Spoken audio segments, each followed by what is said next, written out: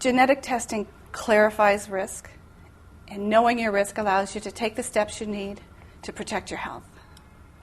What role does family history play in getting colon cancer, and should it play a role in whether you should be getting genetically tested? Family history, colon cancer is one of the most hereditary forms of cancer, meaning that a lot of it is influenced by family history. We've got, I call them the Trump genes, the big genes, the genes that trump all other risk factors like the Lynch syndrome genes or other genes. There's also evidence that there are a lot of other genes that stack up with smaller hits, so that you might inherit some minor genes that also influence your risk. Those are harder to find, but with the Genome Project, we'll be seeing those as well. Anyone who has a close relative with colon cancer needs to start screening sooner, and they need to go more often. When there's a family history of colon cancer, it's just what you think.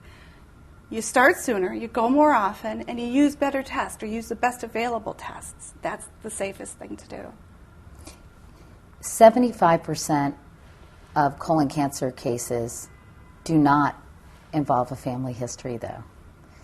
Does that mean genes just haven't been discovered or mutations haven't been discovered that percentage of the population may have?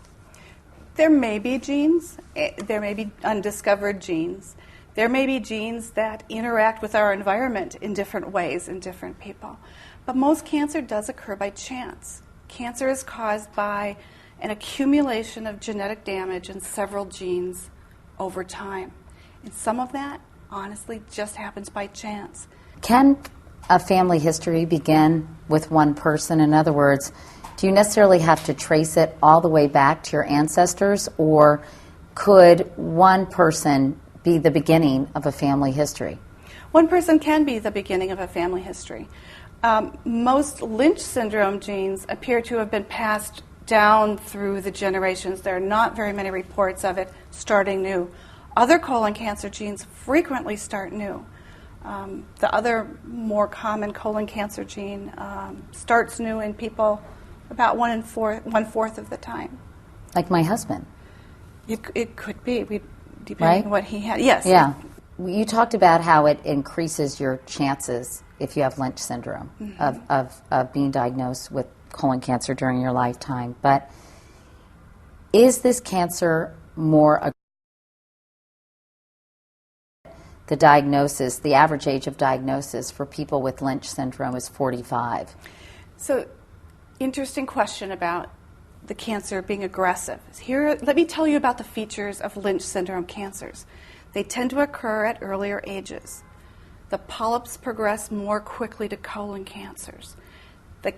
There's a higher chance of developing a second colon cancer. Not that that one comes back, not that that cancer hid out and comes back, but that a new one starts in a different cell. People with Lynch syndrome who've had colon cancer have a 50-50 chance of getting another one within 15 years. So there's a higher rate of second primary cancers. The colon cancers in people with Lynch syndrome, the colon cancers themselves are not more aggressive.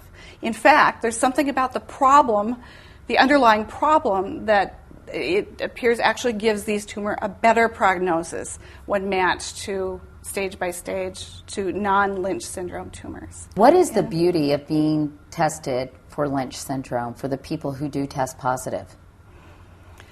I think for every genetic test result comes with a mixed emotion.